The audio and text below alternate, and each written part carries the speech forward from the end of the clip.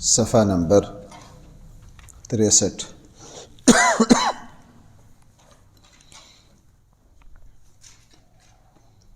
آیت نمبر ہے 131۔ آیت نمبر ہے 131۔ بسم اللہ الرحمن الرحیم۔ الحمد للہ رب العالمین والصلاة والسلام على سید الانبیاء والمرسلین وعلى آلہ واصحابہ اجمعین، اما بعد فاعوذ باللہ من الشیطان الرجیم۔ بسم اللہ الرحمن الرحیم۔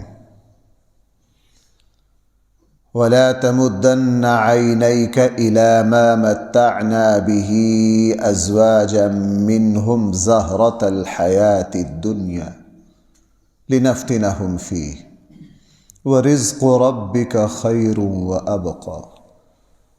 صدق الله مولانا العظيم۔ رسول اکرم صلی اللہ علیہ وسلم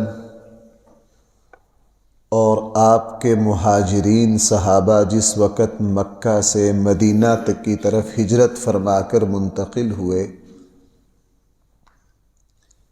فطری طور پر جب ہجرت ہوتی ہے تو مالی طور پر بہت مشکلات آتی ہیں۔ مکہ والوں کو اپنا سب کچھ مکہ میں چھوڑنا پڑا، اور مدینہ پر بھی یکدم مہاجرین کا ایک بوجھ آیا، مالی طور پر مشکلات بہت بڑی۔ تو رسول اللہ صلی اللہ علیہ وسلم کے زمانے کے کچھ مسلمانوں کو، کچھ صحابہ کو یہ خیال گزرا کہ ہم حق پر ہیں، اللہ کی توحید پر ہیں، اپنے اللہ پر ایمان لاتے ہیں، شرک کو چھوڑ دیا ہے، پاکیزہ زندگی پر آ گئے ہیں، اس کے باوجود مال و دولت ان لوگوں کے پاس زیادہ ہے جو اللہ کے مخالف اور دشمن اور منکر ہیں، اللہ کے نافرمان ہیں۔ اور یہ اشکال جو ہے یہ ہر کسی کو پیش آتا ہے۔ مجھے ایک مرتبہ ایک صاحب نے یہ کہا کہ مفتی صاحب، یہاں ہم علماء سے سنتے ہیں کہ سود کی یہ نحوست ہے، یہ ہے، یہ ہے۔ میں یورپ کے فلاں ملک میں رہتا ہوں، وہاں تو ہر چیز سود پر ہے، وہاں تو ہر چیز کیا ہے؟ سود پر ہے، وہاں تو ایسی کوئی نحوست نہیں جو آپ کہتے ہیں فلاں ہو جائے گا فلاں۔ اور آج کل ہم نے دیکھا بھی ہے، جو شخص جتنا برا اس کے پاس مال کی اتنی ہی فراوانی، بلکہ یوں بھی دیکھا گیا ہے، اور اس میں بھی قرآن و سنت پر میں اس پر اشارے ہیں کہ بندہ جب نیکی کی طرف آتا ہے تو بعض دفعہ اللہ تعالیٰ مالی طور پر تنگی کر دیتے ہیں۔ جب یہ کیفیت ہوئی، اور ظاہر ہے اس کیفیت کا آپس میں تذکرہ بھی ہوا ہوگا، آپس میں اس پر گفتگو بھی ہوئی ہوگی، اس پر قرآن کریم کی یہ آیت اتری۔ قرآن کریم نے یہاں بڑی عجیب بات ارشاد فرمائی۔ اس آیت میں خطاب تو ہے رسول اللہ صلی اللہ علیہ وسلم کو، لیکن اصل میں حضور علیہ السلام کو خطاب نہیں ہے، حضور کے واسطہ سے مسلمانوں کو، مجھے اور آپ کو خطاب ہے۔ قرآن نے فرمایا وَلَا تَمُدَّنَّ عَيْنَيْكَ، عجیب تعبیر ہے، آپ اپنی آنکھ بھی اٹھا کر نہیں دیکھ سکتے، إِلَى مَا مَتَّعْنَا بِهِ أَزْوَاجًا مِّنْهُمْ، ان چیزوں کی طرف جو ہم نے مختلف لوگوں کو دنیا کے نفع اٹھانے کے لیے دی۔ آپ بھائی ادھر نظر بھی نہیں اٹھا سکتے، یعنی ان کو کوئی اہمیت دینے کی ضرورت نہیں ہے۔ کیوں؟ زہرۃ الحیات الدنیا، یہ دنیا کی زندگی کی زینت ہے۔ اصل میں جو زہرہ ہے نا، زہرہ کا لفظی معنی ہوتا ہے پھول، یوں کہہ سکتے ہیں یہ دنیا کی زندگی کا پھول ہے۔ کیا مطلب؟ آپ نے دیکھا پھول جب پودے پر لگتا ہے کھلتا ہے بہت خوبصورت تر و تازہ خوشبو، لیکن ہر کوئی جانتا ہے کہ پھول کی عمر بہت تھوڑی ہوتی ہے۔ ایک آدھ دن میں وہ جب مرجھا جاتا ہے، وہ گئی اس کی خوشبو، وہ گئی اس کی تازگی، وہ گئی اس کی رونق۔ 8-10 دن کے بعد بندے کو حیرت ہوتی ہے کہ یہ وہی پھول ہے جو ماحول کو مہکا دیتا تھا، اب تو یہ کچھ بھی نہیں۔ فرمایا یہ جو دنیا کی زیب و زینت ہے، زہرۃ الحیات الدنیا، یہ دنیا کی زندگی کا ایک وقتی پھول ہے، لیکن آپ دیکھو گے کہ چند دنوں کے بعد اس کی کوئی حقیقت نہیں، کوئی ویلیو نہیں۔ رسول اللہ صلی اللہ علیہ وسلم نے فرمایا اگر کسی اللہ کے نافرمان کو یہ دیکھو کہ جس طرح وہ اللہ کی نافرمانی میں بڑھ رہا ہے اس پر مالی وسعت بھی ہو رہی ہے، ہرگز اس پر رشک نہ کرو۔ سورہ قصص میں قرآن کریم نے قارون جب گھر سے نکلا کرتا تھا نا، اس کیفیت کو بیان کیا۔ بڑا عبرت والا رکوع ہے وہ قرآن کا، اور آج ہمیں یہ کیفیت ہم میں سے ہر کسی کو پیش آتی، چونکہ ہم اپنے دین سے دور ہیں۔ قارون جس وقت نکلتا تو نیک لوگ اس کی شان و شوکت کو دیکھ کر حیرت زدہ ہو جاتے، متاثر ہوتے اور تعجب کرتے کہ واہ واہ، اس کو اللہ نے اتنا کچھ دیا ہے۔ قرآن نے قارون کے نکلنے کی، رستے سے گزرنے کی، لوگوں کو اس کی طرف حیرت زدہ نگاہیں اٹھانے کی تفصیل ذکر کی۔ چند دنوں کے بعد فَخَسَفْنَا بِهِ وَبِدَارِهِ الْأَرْضِ، جب اللہ تعالیٰ نے اس کو زمین میں دھسایا اس کے مال سمیت، قرآن یہ کہہ رہا ہے صرف اسی کو نہیں، ساتھ اس کے مال کو بھی دھسایا، تو اگلے دن جو نیک متقی لوگ تھے وہ سارے اللہ کی پناہ مانگنے لگ گئے، اے اللہ اس مال سے پناہ جو اتنی تھوڑی مدت کے لیے آیا اور اتنی بڑی مصیبت کا سبب بن گیا۔ اللہ تعالیٰ مجھے اور آپ کو یہ حقیقت سمجھائے۔ مولانا روم نے ایک جگہ بڑی پیاری بات کی ہے۔ مولانا روم نے فرمایا کہ ایک آدمی مزدور تھا، محنتی تھا، پلے کچھ تھا نہیں۔ رات کو ایک دن سویا، دیکھا کہ میں خواب میں بادشاہ بنا بیٹھا ہوں، او شان و شوکت، پورا خواب میں تو بھائی کچھ بھی ہو سکتا ہے۔ خواب دیکھا کہ میرا چاروں طرف چمک دمک، او شاہی لباس و مزاج۔ خواب گھنٹے کا ہوگا، 2 کا ہوگا۔ جب آنکھ کھلی تو اسی غربت کے بستر پر ہے، لیکن صبح کو لوگوں کو کہتا پھر رہا کہ میں بادشاہ ہوا ہوں پیچھے، میں پہلے کیا تھا؟ بادشاہ تھا، میری یہ شان و شوکت تھی، میری یہ فلاں تھی، اس کو بتا، یہ نہ بتایا کہ میں کہاں ہوا تھا۔ بس لوگوں کو بڑی حیرت ہوئی، یار ہم اس کو باپ دادے کو جانتے ہیں، یہ کدھر سے ہو گیا بادشاہ؟ مولانا روم اس واقعے کی تفصیل بیان کر کے کہتے ہیں جب پتہ چلا تو ہر بندے نے اس کو بے وقوف کہا، اور نالائق، خواب میں بھی بھلا کوئی خواب کی بادشاہت بھی کوئی قابل بھروسہ بادشاہت ہے؟ مولانا روم اس واقعے کو لکھ کر کہتے ہیں جناب اس کو سب نے بے وقوف کہا، اور حقیقت میں کہنے والے بھی ہم سب بے وقوف ہیں۔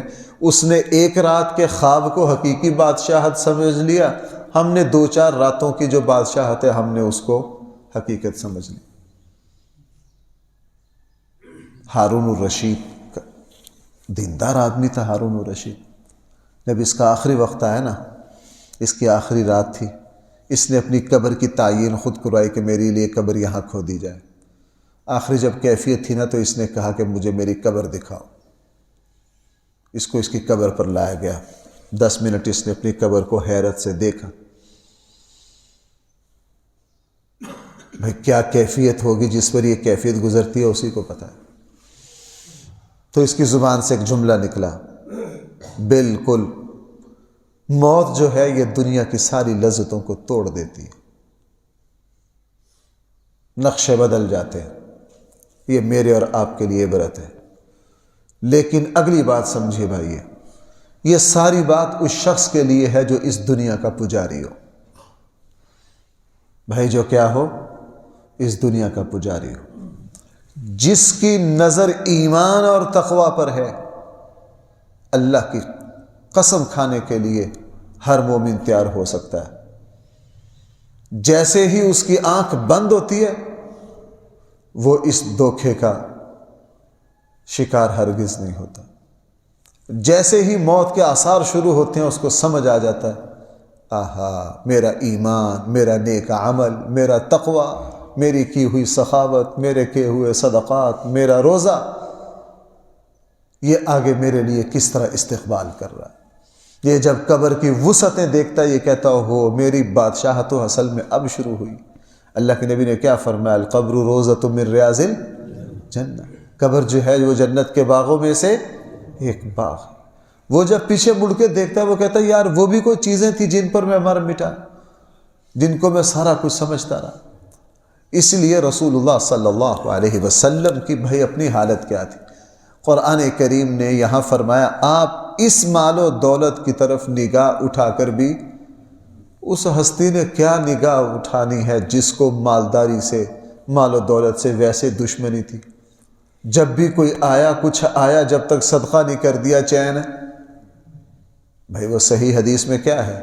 رسول اللہ صلی اللہ علیہ وسلم صفے چیرتے ہوئے گئے، حالانکہ حضور کی یہ روٹین نہیں تھی۔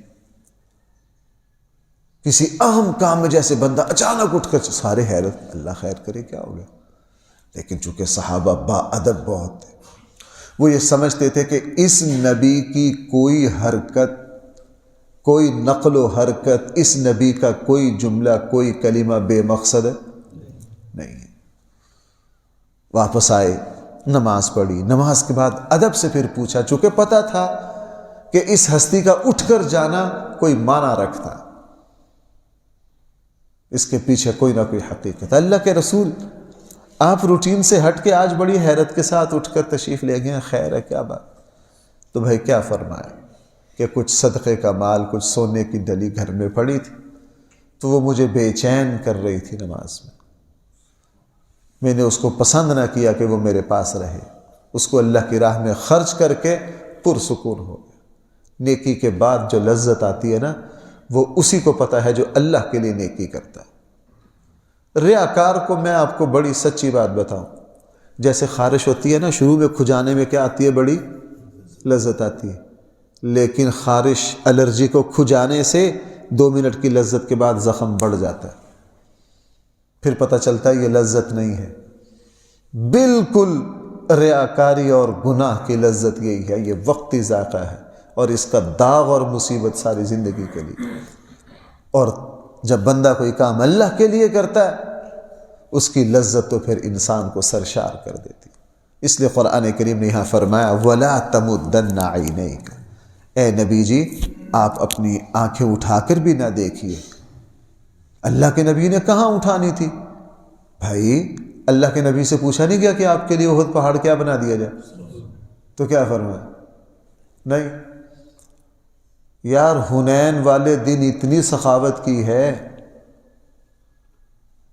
آپ حنین والے دن کے رسول اللہ صلی اللہ علیہ وسلم کی سخاوت کو پڑھو، حاتم طائی کی کیا اوقات ہے، اتنا دیا، 100 اٹھ اس کو دے، ڈھیر کے ڈھیر تھے، سب تقسیم کر دی، لوگ پھر بھی پیچھے پیچھے بھاگے پھر رہے، سب کو دے رہے، یہاں تک کہ ایک مرتبہ تو ایسا مانگنے والوں کا جمگھٹا ہوا کہ اللہ کے نبی جو ہیں وہ ایک جھاڑی کے ساتھ تھوڑے سے الجھ گئے، خطرہ ہوا کبھی جسم اطہر زخمی نہ ہو جائے۔ پھر لوگوں کو کہا مجھے چھوڑ دو، اور قسم کھا کے فرمایا یہ ساری وادی اگر مال و دولت کی بھری ہو میں یہ ساری تم پر خرچ کر دوں، ساری تم پر کیا کر دوں؟ خرچ کر دوں۔ تو بھائی اللہ کے نبی کو تو دنیا سے صرف اتنا سا تعلق تھا۔ یہ بات ہے میرے اور آپ کے لیے، ہم دن رات بہت للچائی ہوئی نگاہ سے دیکھتے ہیں۔ ہمارے شیخ چلی والے خواب ہیں، یوں ہو جاتا، فلاں ہو جاتا۔ بھائی کیا ہوتا؟ جس بندے نے 50 سال زندگی، موت تو کسی کا نہیں پتہ، لیکن جو 60 سال گزار، حضور نے کیا فرمایا؟ میری امت کی اوسط عمر کیا ہے؟ 60 اور 70 کے درمیان ہے۔ حقیقت میں جو 60 پہ پہنچ گیا، اس نے ہمارے نبی کے ارشاد کے مطابق اپنی طبی زندگی کیا کری؟ اب یہ 60-70 والا اگر شیخ چلی بنے تو اس نے ایمان کی حقیقت کو سمجھا نہیں، اس نے نیک عمل کی حقیقت کو سمجھا نہیں۔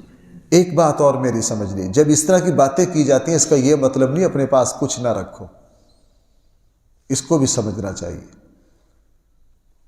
ان باتوں کا مطلب یہ نہیں ہے کہ میرے اور آپ کے پاس کچھ نہ ہو، نہیں۔ اگر یہ مطلب ہوتا تو پھر اسلام زکوٰۃ اور حج کا حکم نہ دیتا۔ اسلام نے جب زکوٰۃ نکالنے کا حکم دیا ہے تو مال رکھیں گے تو زکوٰۃ آئے گی نا۔ بھائی اسلام نے حج کا حکم دیا کہ نہیں؟ حج کا حکم ہے ہی کس پر؟ اس سے پتہ چلا اسلام نے مالداری سے منع۔ اصل بات ہو رہی ہے وہ دل کی ہرس کی، وہ لالچ کی، وہ للچائی ہوئی نگاہ کی، وہ جو دل کی ہرس پوری ہونے پر ہی نہیں آ رہی۔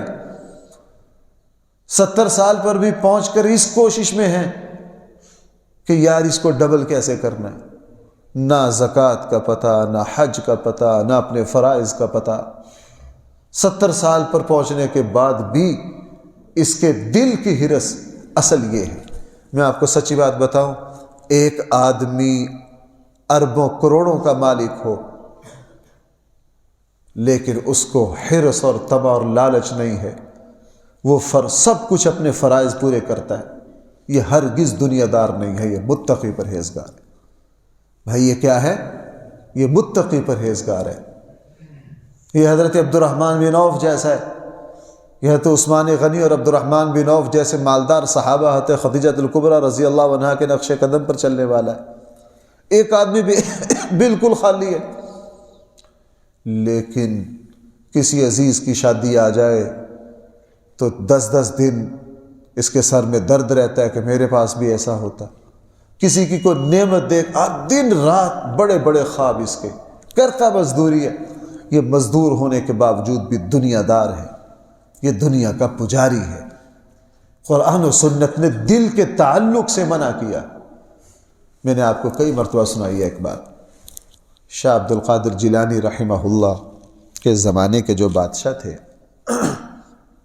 اس زمانے میں ظاہر ہے یہ جدید دور تو تھا نہیں، ہاتھوں سے کپڑا بنا جاتا تھا، تو ایک صاحب ریشم کا لباس ہاتھ سے بنتے، بڑی محنت سے، بڑا نفیس لباس، اور پھر 1 سال میں ایک سوٹ تیار ہوتا اور بادشاہ اس کے خریدار ہوتے۔ سالانہ روٹین تھی اس کی، 1 سال وہ لباس خرید کے آیا، بنا کے لایا، بادشاہ سے کہا، بادشاہ نے کہا بھائی اس مرتبہ ہمارے ذرا مالی حالات بہتر نہیں ہیں، ہم یہ اتنا مہنگا سوٹ خرید نہیں سکتے۔ اس نے بادشاہ کی بڑی منت سماجت کی کہ جی میں پورا سال محنت کرتا ہوں اس ایک سوٹ پر، یہ تو میرا پورا سال ڈوب گیا۔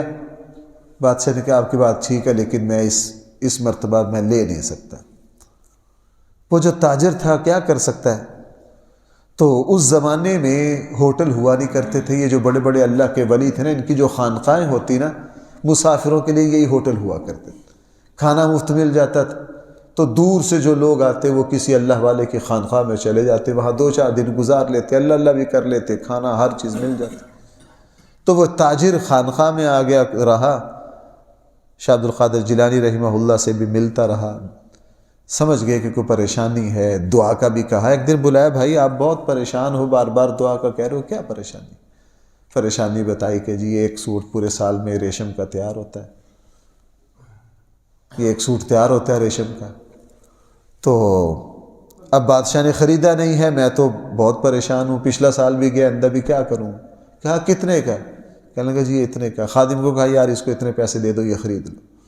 ریشم جو ہے وہ بطور لباس تو نہیں پہنا جا سکتا ہے، جہاد میں یا نیچے کسی اس پر استعمال کیا جا سکتا ہے، کہا اس کو خرید لو۔ خرید لیا، وہ بڑا راضی ہو گیا، چلا گیا، بادشاہ سے بھی ملا، پوچھا کہ جی وہ تو آپ کے شہر کے ایک اللہ والے فقیر نے خرید لیا۔ بادشاہ کو بڑا غصہ ہے کہ اچھا یہ روٹیاں کھانے والے مولوی صاحب بھی اتنے مالدار ہو گئے کہ ریشم کے وہ خرید لیا؟ جس طرح میرے جیسا کوئی بندہ گاڑی لے لینا تو آپ کا محلہ اسلام پورا گھوم جائے گا، محلہ اسلام پورا گھوم جائے گا۔ میں 2-4 مرتبہ عمرے پر چلا گیا تو پورے شہر میں ہوئے ہوئے جو آئے، میں نے کہا بھائی پہلا عمرہ فلاں نے کرایا، اس بندے کو میں نے بلایا، کہنے نہیں جی ہمیں ضرورت نہیں، میں کہا میں سمجھتا ہوں، مجھے پتہ ہے، آپ یہاں بیٹھو، آپ جا نہیں سکتے۔ اصل بندے کو بلایا، بھائی میرے عمرے کا سارے اخراجات آپ نے کیے جی۔ پھر میں نے 8-10 کو بلا کے بتایا بھائی، تو انہوں نے کہا یہ خشک روٹیاں کھانے والا ریشم خرید لیا۔ اب بادشاہ کا حسد بڑا، بغض بڑا کہ یہ کیا، CID بھیجی کہ تحقیق کرو کہ کتنا خزانہ ہے یہاں۔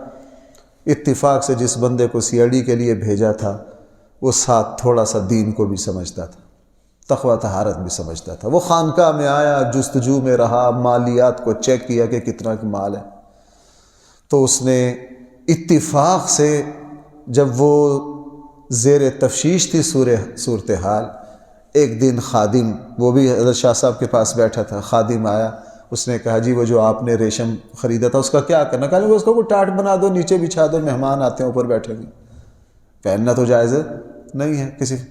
کہنے لگا جی وہ یہاں بچھا دیا، اگر پورا نہیں آ سکتا، وہ تھوڑا سا چھوٹا، تو کہنے لگے کوئی اور کپڑا ساتھ ملا دو، کوئی ٹاٹ لگا دو۔ اس کا جی ریشم کے ساتھ ٹاٹ لگا دو۔ کہنے لگا اور کیا، دونوں کی کیا حقیقت ہے؟ دونوں بیکار ہے، کیا ہوتا ہے ریشم، اس کے ساتھ کوئی اور چیز لگا دو۔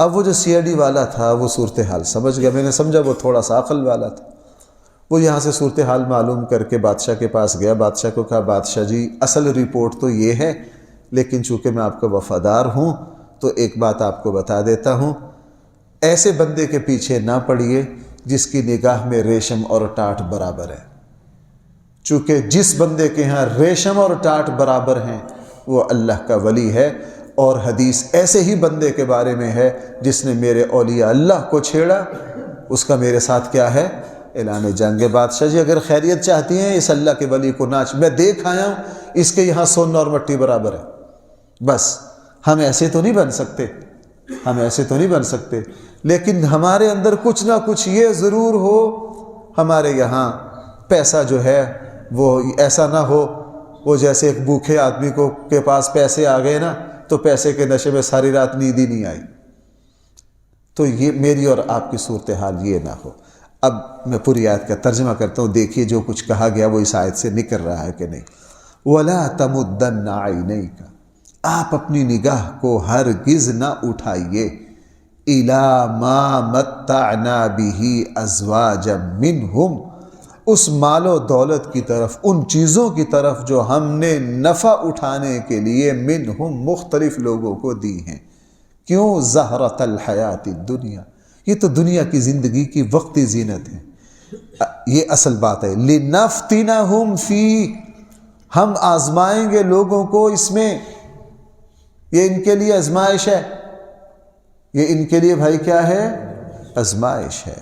وَرِزْقُ رَبِّكَ خَيْرٌ، تیرے رب کا دیا ہوا رزق بہت بہتر ہے۔ اس سے آخرت بھی مراد، جنت کی نعمتیں بھی مراد ہو سکتی ہیں، حلال بھی ہو سکتا ہے کہ وہ مال جس کی تو زکوٰۃ دے دے، وہ مال جس سے تو حج کر لے، تیرا حلال کمایا ہوا رزق ربک، تیرے رب کا رزق بہت بہتر ہے، وَأَبْقَىٰ، وہی باقی رہنے والا ہے۔ اللہ تعالی ہم سب کو صحیح فہم عطا فرمائے۔ الحمدللہ رب العالمین، والصلاة والسلام على سید الانبیاء والمرسلین وعلى آلہ واصحابہ اجمعین۔ ربنا آتنا فی الدنیا حسنہ وفی الآخرۃ حسنہ وقنا عذاب النار۔ بھائی کل شکیل صاحب کے والد کا انتقال ہو گیا تھا، ان کے لیے مغفرت کی دعا کر دیجیے، اور اسی طرح ہمارے مسجد کے جو صدر امین صاحب وہ بھی بیمار ہیں، ان کے لیے بھی دعا کر دیجیے، اور ہمارے درس کے ایک اور شریک بیمار ہیں، انہوں نے بھی کل دعا کے لیے کہا تھا، ان کے لیے بھی دعا کر دیجیے۔ اللہ ہمارے سارے جانے والوں کی مغفرت کر دے۔ مولا کریم ہمارے جتنے بھی مسلمان بیمار ہیں سب کو شفا عطا فرمائیے، اے اللہ اس درس میں آنے والے، جمعے میں آنے والے، اور اے اللہ عام نمازوں میں آنے والے جتنے دوست بیمار ہیں، اللہ سب کو شفاء کاملہ عاجلہ مستمرہ عطا فرما، سب کو شفاء کاملہ عاجلہ مستمرہ عطا فرما۔ صلی اللہ تعالی علی خیر خلقہ سیدنا مولانا محمد وآلہ واصحابہ اجمعین برحمتہ۔